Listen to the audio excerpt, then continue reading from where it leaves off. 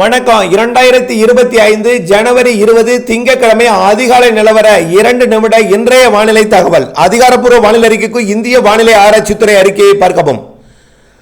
காற்று சுழற்சியானது இலங்கைக்கு தெற்கு தென்கிழக்கு புறமாக குமரி கடற்பகுதிகளிலையும் அதனை ஒட்டியுள்ள நிலநடுக்கோட்டு இந்திய பெருங்கடல் பகுதிகளில் நீடித்துக் கொண்டிருக்கிறது.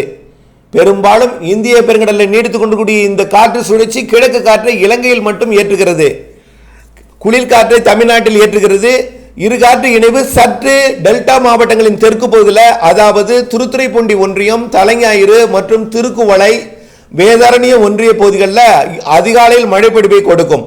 இந்த மழைப்பொழிவு காலையில் திருத்துறைப்பூண்டி மற்றும் கோட்டூர் பகுதிகளுக்கு, கோட்டூரோட தெற்கு பகுதிகளுக்கு மழைப்பொழிவை கொடுக்கும். இது முத்துப்பேட்டை ஒன்றியம் மற்றும் கோட்டூர் ஒன்றிய பகுதிகளுக்கு மழைப்பொழிவை கொடுத்துவிட்டு பிறகு அப்படியே மதுக்கூர் ஒன்றிய பகுதிகளுக்கும் பட்டுக்கோட்டை ஒரத்தநாடோட தெற்கு பகுதி மற்றும் மதுக்கூர், பட்டுக்கோட்டை, அதிராமப்பட்டினம் பகுதிகளுக்கு காலை 8-9 மணி வரை மழைப்பொழிவை கொடுத்துவிட்டு பிறகு புதுக்கோட்டை மாவட்டம் ஆலங்குடி, திருச்சிற்றம்பலம் மற்றும் புதுக்கோட்டை மாவட்டத்தோட அதாவது தஞ்சை மாவட்ட எல்லையோர கரம்பக்குடி உள்ளிட்ட பகுதிகளுக்கு மழைப்பொழிவை கொடுக்கலாம். ஆனால் ஒரு பெரிய மழை இருக்காது. மிரட்டு மழையாக, அறுவடைக்கு அச்சுறுத்தும் மழையாக கொடுத்துவிட்டு விலகிவிடும். இன்றைய மழைப்பொழிவு இந்த காலை அதிகாலை பெய்யக்கூடிய மழை தான் பெரிதாக இருக்குமே தவிர அதற்கு பிறகு படிப்படியாக விலகிவிடும். தென் மாவட்டங்களில் இன்றைக்கு ஆங்காங்கே மழை இருக்கும். வேதாரண்யம், ராமேஸ்வரம் பகுதியில் மதிய மாலை மழை இருக்கலாம். நாளை முற்றிலுமாக இந்த மழைப்பொழிவு விலகிவிடும்.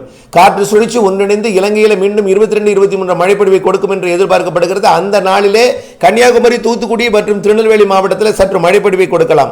கோடியக்கரை முனை, ராமேஸ்வரம் பகுதிகளில் மிரட்டு மேகங்கள், தூறல் சாரல்கள் 2 நாட்களுக்கு இருந்து கொண்டிருந்தாலும் பெரிதாக மழை இருக்காது. மழைக்கு இடைவெளி கொடுக்க போகிறது. அடுத்ததாக மழைப்பொழிவு 29, 30, 31 என்பதை நினைவில் கொண்டு வரக்கூடிய நாட்கள் ஒரு வாரம் இடைவெளி இருக்கிறது என்பதை இடைவெளி அறிந்து அறுவடை செய்திருக்க வானிலை விரிவான அறிக்கையை பார்த்திருக்க.